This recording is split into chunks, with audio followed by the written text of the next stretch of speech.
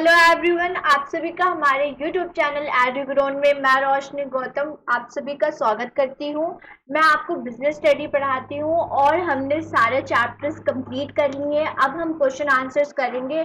तो हम staffing question से स्टार्ट करते हैं। मैंने बहुत इंपॉर्टेंट क्वेश्चंस लेके आई हूँ। जैसे एग्जामिनेशन पैटर्न है 2 मार्क्स, 3 मार्क्स एंड 5 मार्क्स। जो स्टार्टिंग से आएगा आपके बच्चों क्वेश्चंस वो 2 और 3 मार्क्स के आएंगे। तो आप ध्यान से देखिएगा और सारे पूरे लेक्चर लास्ट तक देखिएगा। सारे क्वेश्चंस इंपॉर्टेंट है। बहुत सिलेक्टेड क्वेश्चंस लेके आई हूँ। ज्यादा टाइम वेस्ट नहीं करते और क्वेश्चन पे चलते हैं। चलिए, तो ये स्टाफिंग चैप्टर में जो आपका है ना, इम्पोर्टेंट टॉपिक क्या रहता है जिससे मेनली क्वेश्चंस आते हैं, ये जानना बहुत जरूरी है, राइट। तो जो देखिए, स्टाफिंग प्रोसेस से क्वेश्चंस आएंगे, रिक्रूटमेंट सोर्सेज से आएंगे, कौन कौन से सोर्सेज होते हैं रिक्रूटमेंट के वो आएंगे, जो कि मैंने अपने जो भी मैंने चैप्टर पढ़ाया उसमें बहुत डिटेल से और अच्छे से पढ़ाया। अगर आपने नहीं देखा तो आप पहले उसको देख के आइए, आपको बहुत अच्छे से समझ आएगा और बिल्कुल लेमैन लैंग्वेज में समझाओगे। फिर सिलेक्शन प्रोसेस, ये बहुत इंपॉर्टेंट है। ठीक है, कैसे प्रोसेस होता है इससे आ जाते हैं क्वेश्चन, केस स्टडीज से आएगा। Okay, right. फिर difference between training and development, ये तो आएगा ही आएगा, इसको भी मार्क कर दीजिए। ये तो आपके 3 मार्क्स में तो आएंगे ही आएंगे। फिर मैथड, ट्रेनिंग के मेथड्स क्या होते हैं जो कि मैंने अपने चैप्टर्स में समझाया, राइट। चलिए आप क्वेश्चन की तरफ मूव करते हैं। फर्स्ट क्वेश्चन आपके स्क्रीन पे ये रहा। चलिए चलिए हम मेरे साथ आप लोग भी पढ़ लीजिए, ठीक है। क्वेश्चंस भी पढ़ना है, समझना है, देन आंसर देना है। एग्जाम में भी ऐसे ही करना है, राइट। चलो, first question, there is a no need of human resources planning. आपको क्या लगता है ह्यूमन रिसोर्सेज की प्लानिंग की जरूरत नहीं है, ऐसा है कुछ? तो दीजिए answer. Many people are available in the market these days. Do you agree with this statement, give reason. क्या ह्यूमन रिसोर्सेज प्लानिंग की जरूरत नहीं है क्योंकि बहुत लोग, human power, human resources available है? क्या आप इस स्टेटमेंट से एग्री करते हैं या नहीं? क्या आपको क्या लगता है? जल्दी आंसर दीजिए। चलिए आंसर की तरफ मूव करते हैं। No, I don't agree. क्यों ये स्टेटमेंट से एग्री नहीं कर रहे हैं? क्यों? क्योंकि देखिए, there is a great need of man power planning due to following reason. हमें मैन पावर प्लानिंग की बहुत जरूरत है। कैसे है? ये रीजंस है। फर्स्ट रीजन क्या है बच्चों? Organisation need man power planning. जो ऑर्गेनाइजेशन है, कोई भी बिजनेसमैन है, उसको मैन पावर की बहुत जरूरी है, उसको ऑर्गेनाइज करने की बहुत जरूरी है। कैसे? To meet the demand of changing job requirement due to change of technology.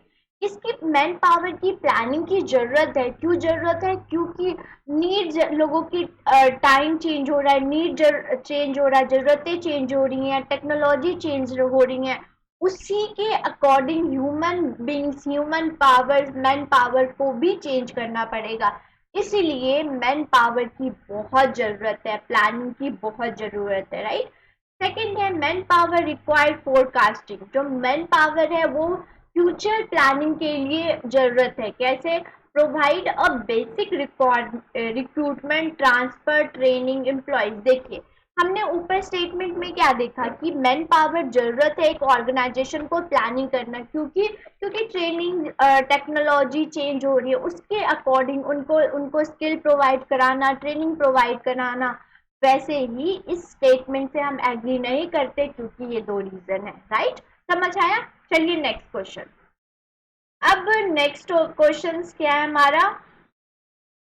Internal source of recruitment. देखिए, एक होता है रिक्रूटमेंट के 2 सोर्सेज होते हैं। इंटरनल, कि विद इन द ऑर्गेनाइजेशन, जो ऑर्गेनाइजेशन में मेंबर्स है उससे ही रिक्रूट कर लेना, उससे ही अपॉइंट कर लेना लोगों को, ह्यूमन रिसोर्सेज को।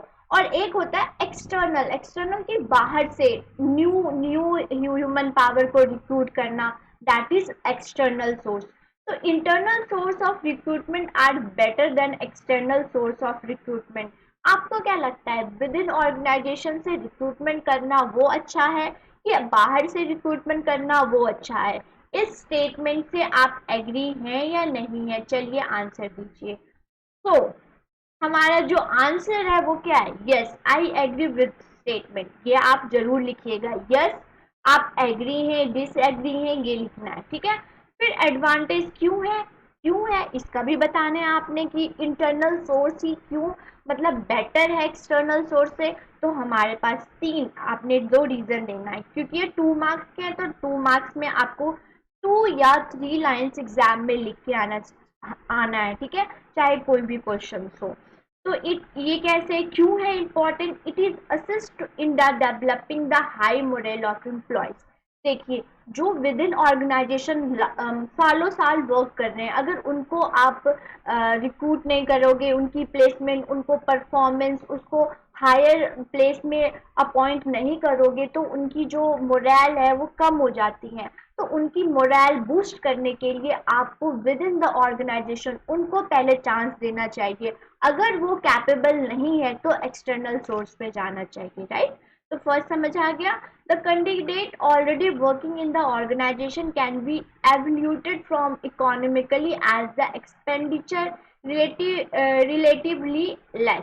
तो इसमें क्या है, सेकेंड स्टेटमेंट क्या है बच्चों, कि जो लोग पहले से वर्क करते हैं उसको उस ऑर्गेनाइजेशन के बारे में नॉलेज है, स्किल है, क्योंकि वो सालों साल वर्क कर रहे हैं, वो बेटर वे से उस ऑर्गेनाइजेशन को जानते हैं। तो अगर उनको हायर हायर जॉब पे अपॉइंट करेंगे तो वो बेटर वे से जॉब कर पाएंगे, राइट। तो ये दोनों जो इंटरनल सोर्स इंपॉर्टेंट होता है, क्यों होता है, ये दोनों स्टेटमेंट है, आपने ऐसे आंसर देना। चलिए नेक्स्ट क्वेश्चन पे। नेक्स्ट क्वेश्चन क्या है, रीड कीजिए आप लोग। नेक्स्ट क्वेश्चन है, give the important of compensation. Compensation क्या होती हैं in the statement in the process of starting. Compensation हो गया, सिलेक्शन हो गया, स्टाफिंग हो गया, इनके डेफिनेशन पूछ सकते हैं। तो कंपनसेशन में आपने क्या देना है, क्या होता है कंपनसेशन। देखिए, दो टाइप के कंपनसेशन होता है, मॉनेटरी और नॉन मॉनेटरी। मॉनेटरी कि इन कैश दे दिया और नॉन मॉनेटरी इन काइंड दे दिया, तो नॉन मॉनेटरी होता है। Pay reward like offer to the employees compensation, दे से उनको कंपनसेशन दिया जाता है ना, तो वो और अच्छे से उनकी एफिशिएंसी इंक्रीज हो जाती है, right. It may be form of direct financial, अगर आप बिल्कुल इन कैश दे रहे हैं, इन हैंड दे रहे हैं, लिक्विडिटी फॉर्म में, लाइक बेसिस सैलरी हो गया, इंसेंटिव एड ऑन करके, कि जैसे दिवाली बोनस, होली बोनस, ऐसे बोनस दे देते हैं, कमीशन बोनस। और may be in the form of indirect non monetary में कैसे देते हैं, जैसे कि एम्प्लॉयर पेड इंश्योरेंस, वोकेशंस दे दिया, घर रहने के लिए दे दिया, तो ये non monetary forms in kind में दे दिया, ठीक है। तो कंपनसेशन क्या होता है, दो टाइप्स का, मॉनेटरी नॉन मॉनेटरी, एग्जाम्पल है, आप ऐसे लिख के आइएगा, ठीक है। हम नेक्स्ट क्वेश्चन में पूछते हैं। चलिए, एक जनरल नॉलेज के क्वेश्चंस, ये भी क्वेश्चंस आ सकते हैं मे बी, ठीक है।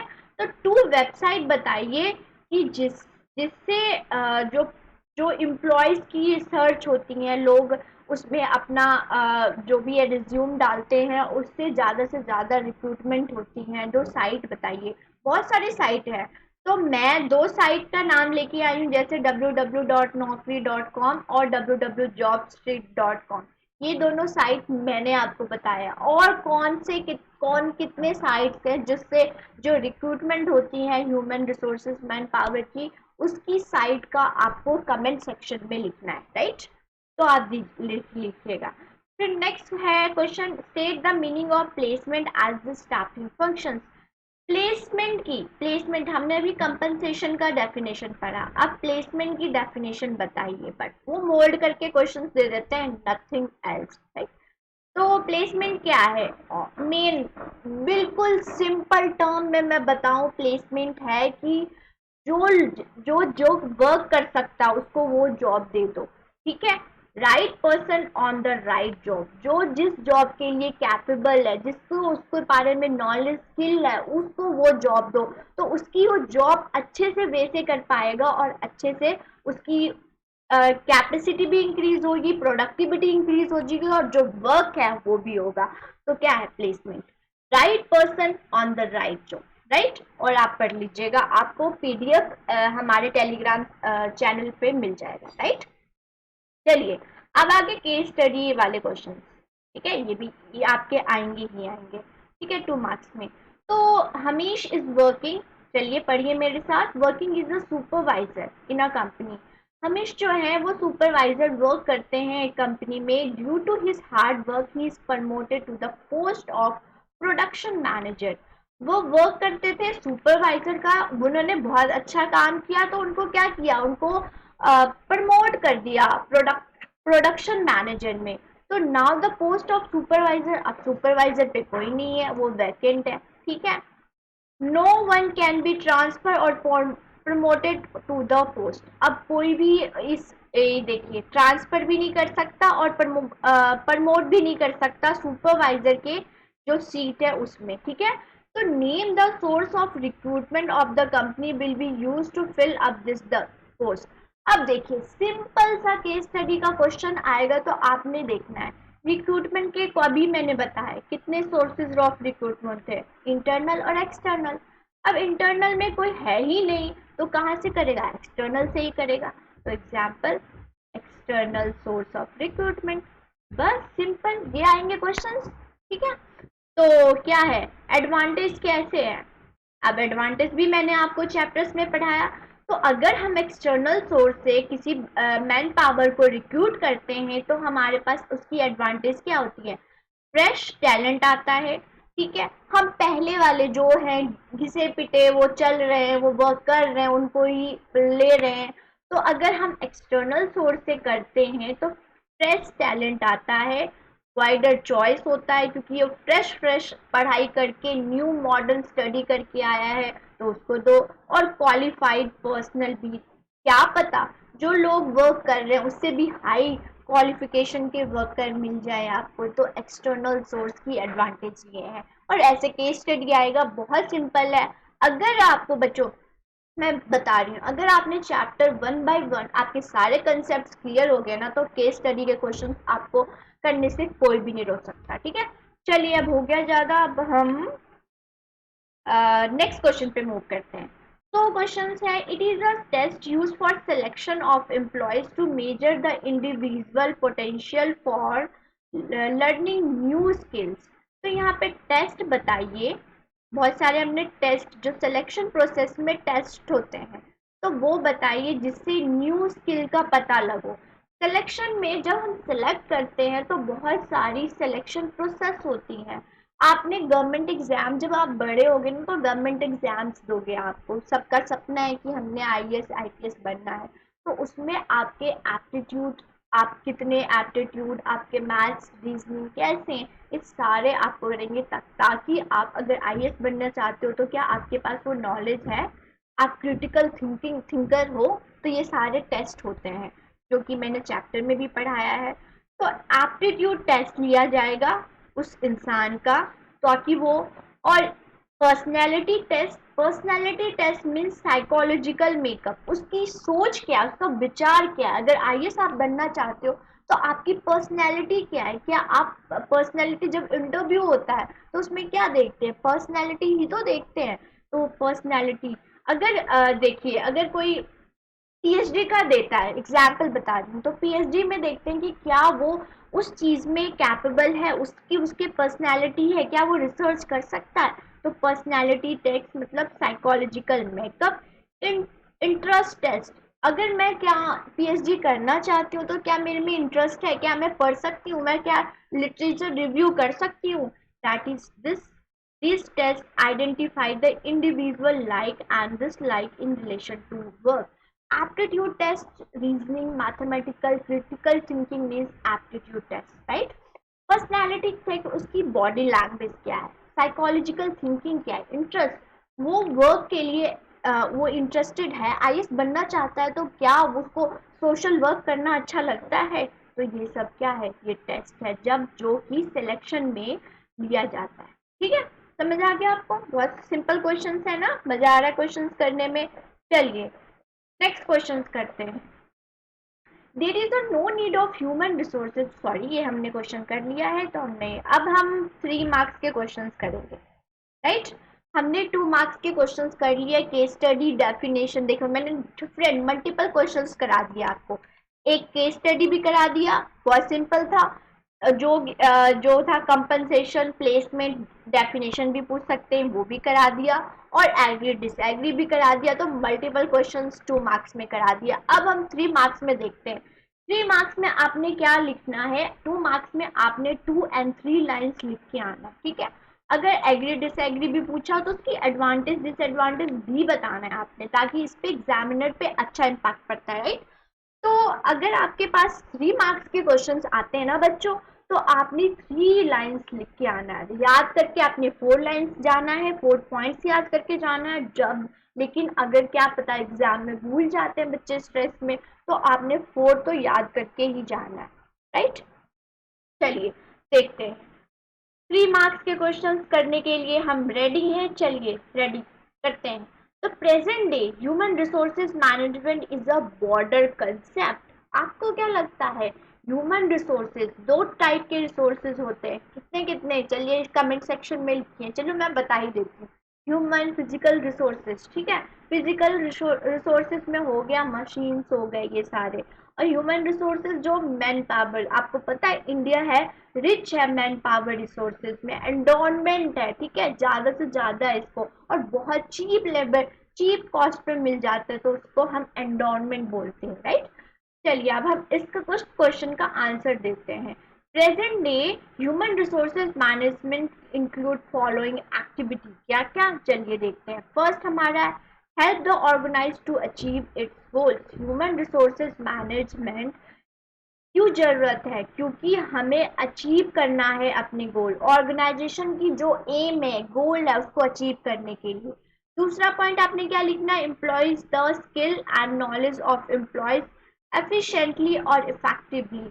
अगर हम मैनेजमेंट करते हैं ना, तो उसकी जो जो हमने रिक्रूट किया, जो पर्सन के लिए रिक्रूटमेंट किया है, तो उसकी जो स्किल है, जो जिस स्किल में वो एक्सपर्ट है, उसकी अगर कंप्यूटर की नॉलेज है तो कंप्यूटर में, वो लेबर वर्क ज़्यादा कर रहा है तो लेबर वर्क में उसको दे देंगे, तो उसको हम एफिशिएंटली और इफेक्टिवली यूज़ कर पाएंगे, राइट।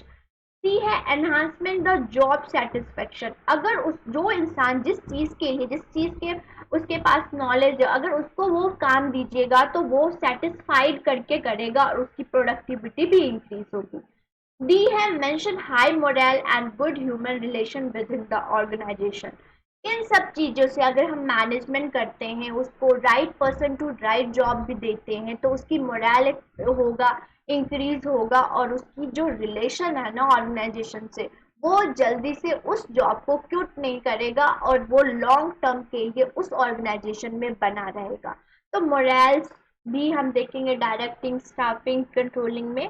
तो ये सब आगे मैं आपको क्वेश्चंस कराऊंगी, सारे चैप्टर्स के क्वेश्चंस कराऊंगी, केस स्टडी क्वेश्चंस भी कराऊंगी। तो हम, अगर आप हमारे चैनल पे नए हैं तो हमारे चैनल को सब्सक्राइब कर दीजिए, बेल आइकन दबा दीजिए, और नोट्स के लिए टेलीग्राम को ज्वाइन कर लीजिए, आपको सारे क्वेश्चंस मिलेंगे, ठीक है। ये भी 3 मार्क्स के क्वेश्चंस हैं, ये भी हम पकड़ लेते हैं, चलिए।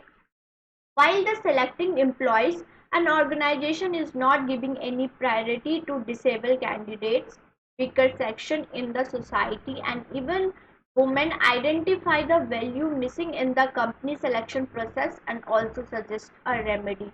पता है क्या, एक ऑर्गेनाइजेशन है, उसने क्या एक माइंडसेट बना रखी है कि हम जो डिसेबल कैंडिडेट है उसको अपॉइंट नहीं करेंगे, जो वीकर सेक्शन लोअर कास्ट के लोग होते हैं उनको अपॉइंट नहीं करेंगे, ठीक है, इवन वुमेन को भी अपॉइंट नहीं करेंगे। तो उस ऑर्गेनाइजेशन की माइंडसेट क्या है, तो हम देखते हैं। Social objective are not follow. इस ऑर्गेनाइजेशन में कोई भी सोशल वेलफेयर या सोशल मोटिव का कोई ऑब्जेक्टिव नहीं है, ठीक है। सेकंड, वुमेन को नया अपॉइंट कर रहा है, मीन्स वो जेंडर बायस कर रहा है, मेल और फीमेल में जेंडर बायस कर रहा है। थर्ड क्या है, inclusive employment policy is violated. Inclusive employment policy मतलब क्या है कि उसमें पॉलिसी जो गवर्नमेंट ने बनाई है कि आप डिस्क्रिमिनेशन नहीं करोगे, अपर लोअर जो भी कास्ट के लोग हैं, तो इसमें डिस्क्रिमिनेशन नहीं करोगे, तो वो एम्प्लॉयमेंट पॉलिसी को फॉलो नहीं कर रहा है, राइट। फोर्थ क्या है, company selection process is not good.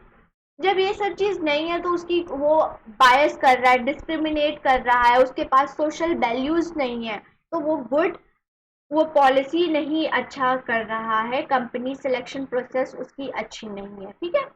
अब हमें रेमेडी भी देना है, रेमेडी भी पूछा है। तो company should give equal opportunity to all the prospective candidates. मतलब जब कोई कंपनी कोई सिलेक्शन प्रोसेस करता है, रिक्रूटमेंट करता है ह्यूमन रिसोर्सेज को, उसको कोई भी डिस्क्रिमिनेशन नहीं करना चाहिए, सबको इक्वल अपॉर्चुनिटी देना चाहिए। अगर उसके कोई और ह्यूमन पावर अगर उसके पास नॉलेज है, स्किल है, तो उसको मौका देना चाहिए, ठीक है। देखिए कितना अच्छा क्वेश्चन था, ठीक है। आपको क्वेश्चन अच्छा लग रहा है ना? राइट, तो लाइक कर दीजिए। अब देखिए, ये क्वेश्चन तो आएगा ही आएगा, लिखवा लीजिए, काम मत कर लीजिए। आपको ट्रेनिंग एंड डेवलपमेंट में डिफरेंस बताना है। एक बेसिक एंड डिफरेंस मैं आपको बताती हूँ जो कि आप लाइफ टाइम तक याद रखोगे। ट्रेनिंग एक जो है नैरो कंसेप्ट है और डेवलपमेंट जो है वो ब्रॉड कंसेप्ट है। एक डेफिनेशन हो गया, ट्रेनिंग में कोई पर्टिकुलर नॉलेज हो उसको दिखाया जाता है, उसकी स्किल एनहांस किया जाती है। वेयर एज डेवलपमेंट में क्या होता है, उस पर्सन की ओवरऑल डेवलपमेंट होती है और लाइफ लॉन्ग उसकी डेवलपमेंट होती है। तो ये जो था बेसिक डिफरेंस था ट्रेनिंग एंड डेवलपमेंट में। अब हम ये भी देख लेते हैं क्योंकि हमें लिख के भी तो आना है। मीनिंग में आप क्या लिखोगे बच्चों? देखिए मीनिंग में क्या लिखोगे, it is the process of increasing the knowledge skill of an employees. Training means किसी भी पर्सन का नॉलेज इंक्रीज करना और स्किल इंक्रीज करना, राइट। डेवलपमेंट क्या है? Process of learning and growth. किसी पर्सन की ग्रोथ हो रही है, उसकी मतलब कॉन्टिन्यूअस ग्रोथ हो रही है, दैट इज डेवलपमेंट। ओरिएंटेशन क्या है? It is a job oriented process, like कि अगर कोई पर्सन को कंप्यूटर नहीं आता तो उसको उस जॉब में जरूरत है कंप्यूटर, तो वो कंप्यूटर सीख लेगा और चीजें नहीं सीखेगा। तो वो सिर्फ जॉब के रिगार्डिंग नॉलेज इंक्रीज कर रहा है, दैट इज। वो कैरियर ओरिएंटेड ओरिएंटेड प्रोसेस है, मीन्स कि उसको फ्यूचर में मल्टीपल नॉलेज आना चाहिए, ठीक है। सारे मल्टी टैलेंटेड होना चाहिए, सब कुछ उसको नॉलेज कंप्यूटर का होना चाहिए। लेबर अगर लेबर के वर्क हो तो वो हैंड वर्क भी कर सके, तो सारा उसके पास मल्टी टैलेंटेड है, तो दैट इज डेवलपमेंट। ड्यूरेशन क्या होता है? ये शॉर्ट टर्म और ये लॉन्ग टर्म है, ये लाइफ लॉन्ग चलता रहता है डेवलपमेंट। इनफैक्ट ऑब्जेक्टिव क्या है? It enable the employees to perform the job better. Training क्यों दिया जाता है? ताकि जो जॉब है, जो ह्यूमन को अपॉइंट किया गया है, वो अच्छे से उस जॉब को कर पाए, इसलिए ट्रेनिंग दिया जाता है। और जो डेवलपमेंट क्यों होता है, देखिए मैंने बताया था ना, ओवरऑल ग्रोथ ऑफ एम्प्लॉयज।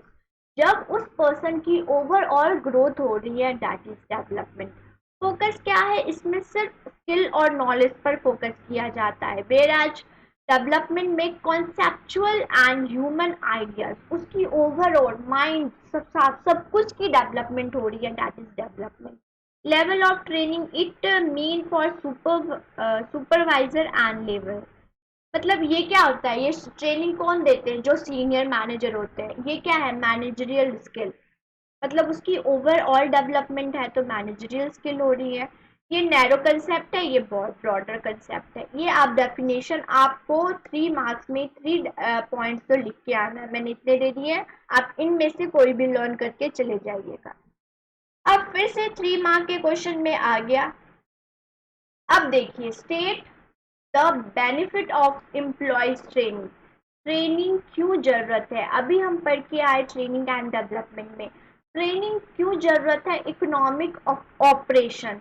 जब हम ट्रेनिंग देते हैं ना, तो जब वो कॉस्ट, कोई पर्सन कोई जो पर्सन है ट्रेनिंग बिफोर ट्रेनिंग 4 घंटे में वर्क कर रहा है, आफ्टर ट्रेनिंग जो है वो 2 आवर में वर्क कर रहा है, तो इकोनॉमिक उसकी जो कॉस्ट है ना वो डिक्रीज हो गई, कॉस्ट डिक्रीज हो गई है।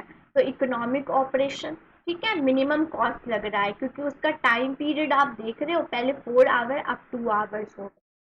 बी क्या है? Increase productivity. वो ज्यादा कम टाइम में ज्यादा वर्क कर पाएगा, तो उसकी प्रोडक्टिविटी इंक्रीज हो रही है।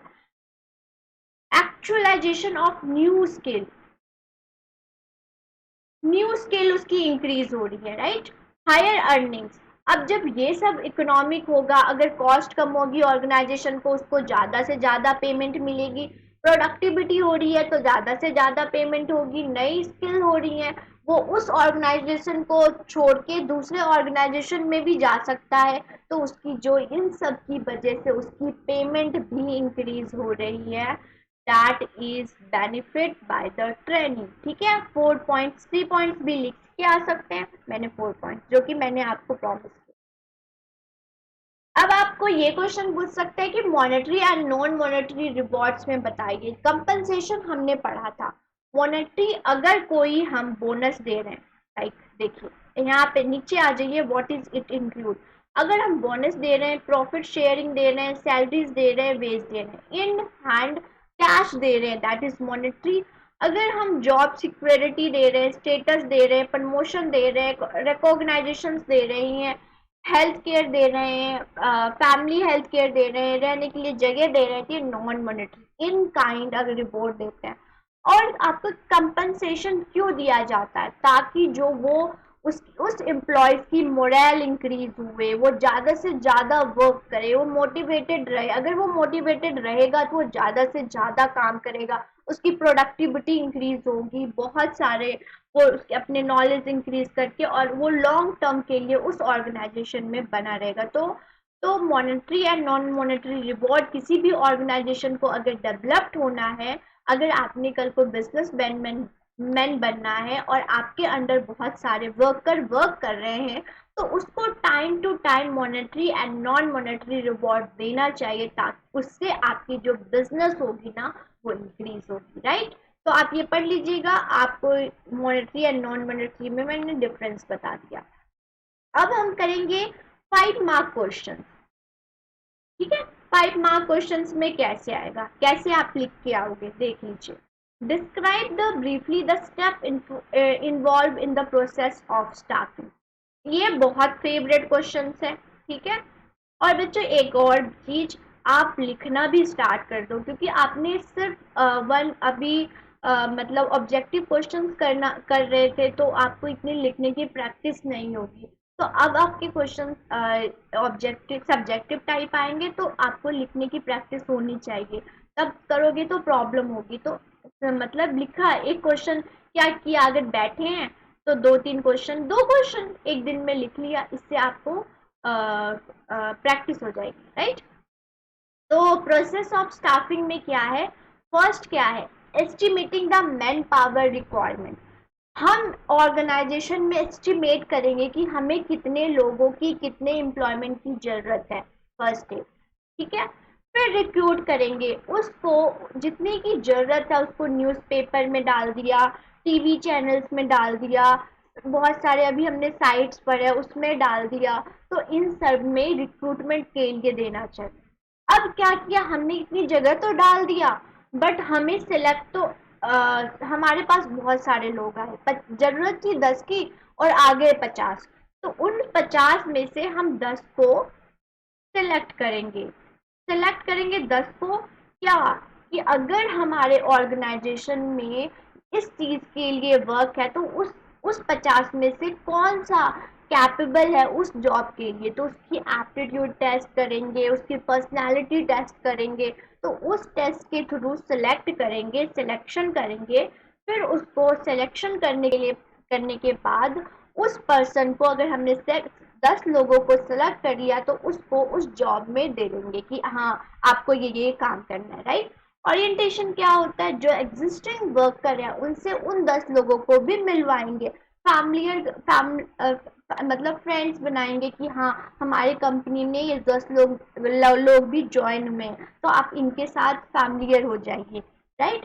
फिर हम उसकी ट्रेनिंग एंड डेवलपमेंट, उसके पास नॉलेज है, राइट। अब हमें जो ऑर्गेनाइजेशन में जो एफिशिएंटली वर्क हो रहा है, ऑर्गेनाइजेशन की जो स्किल है उसके बारे में उसको बताना, इस ट्रेनिंग एंड उसकी डेवलपमेंट, उसकी ओवरऑल डेवलपमेंट करेंगे। 10-15 दिन की जो ट्रेनिंग होती है, आपने सुना होगा, वो होता है।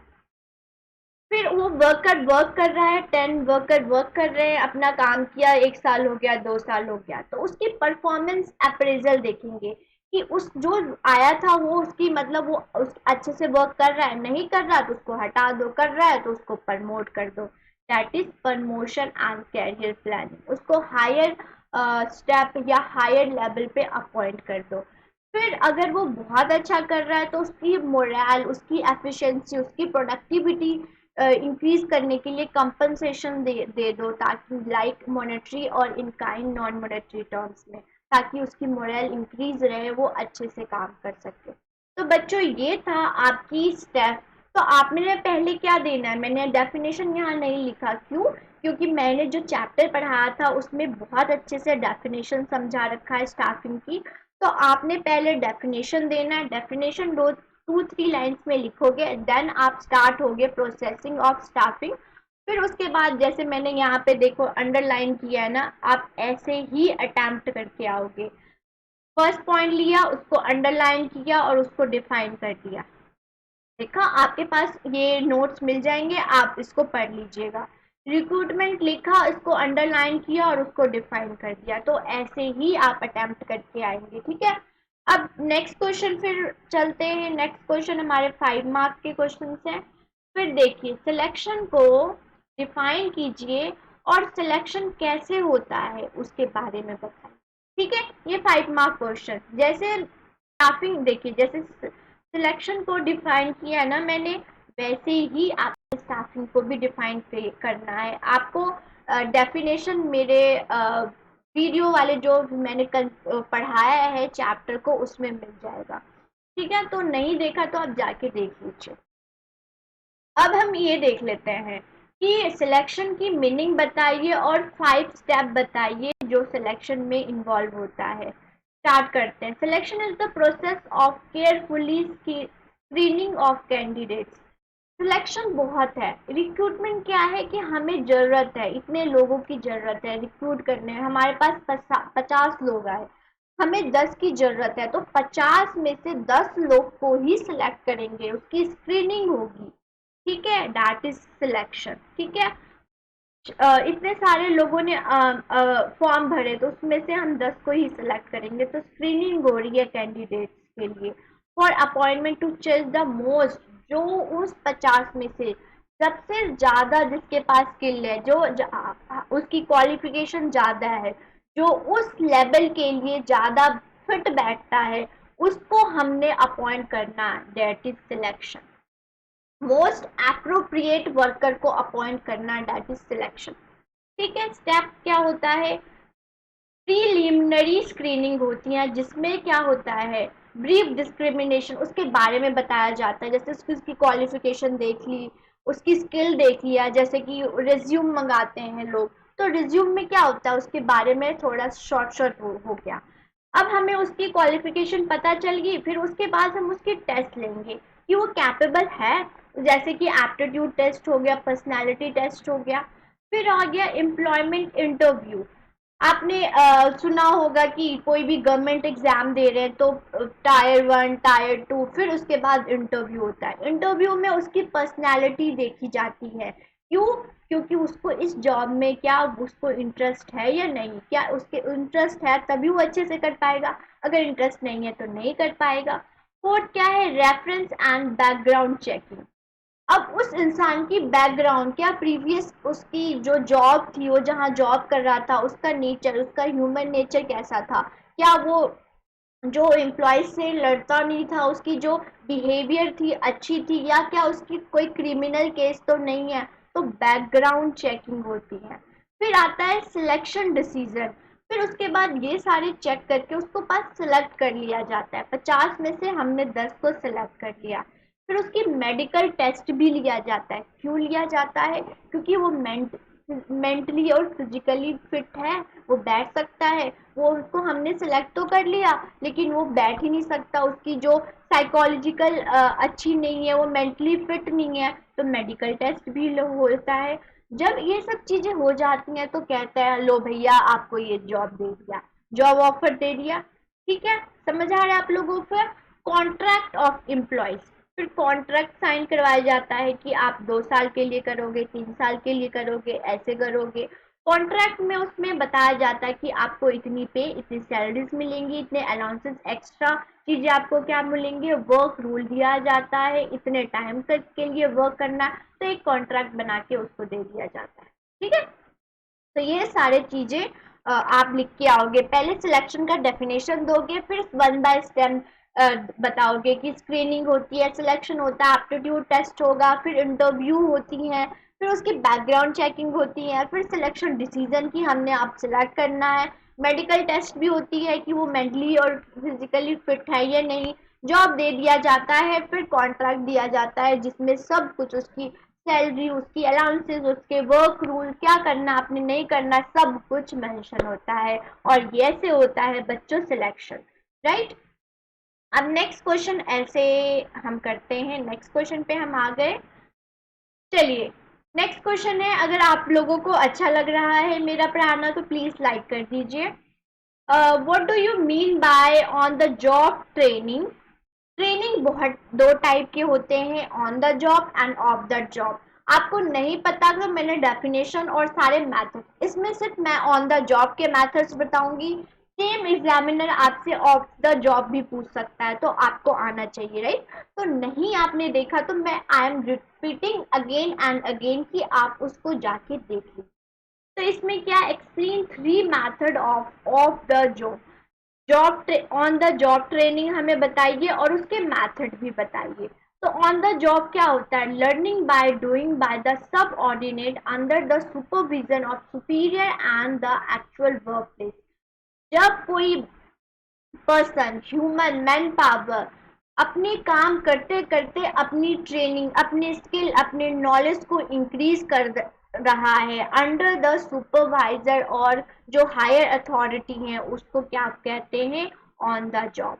अब मेथड कैसा है, अप्रेंटिसशिप प्रोग्राम्स क्या होता है, it is design for higher level of skill.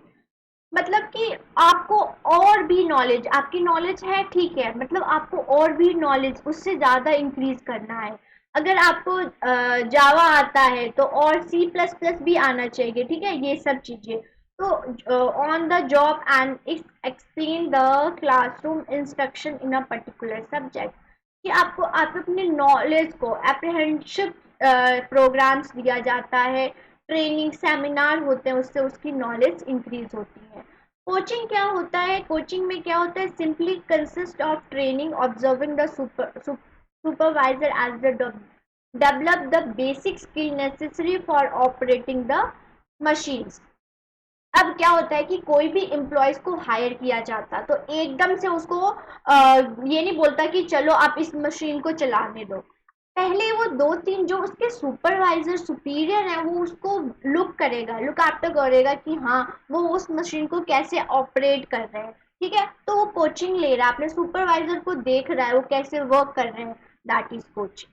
ठीक है, इंटर्नशिप ट्रेनिंग, जो जो एक जो बिजनेस या ऑर्गेनाइजेशन है वो क्या करते हैं, एक कोचिंग जो इंस्टीट्यूट है उसके साथ, इंस्टीट्यूट के साथ कॉन्ट्रैक्ट साइन करा लेते हैं।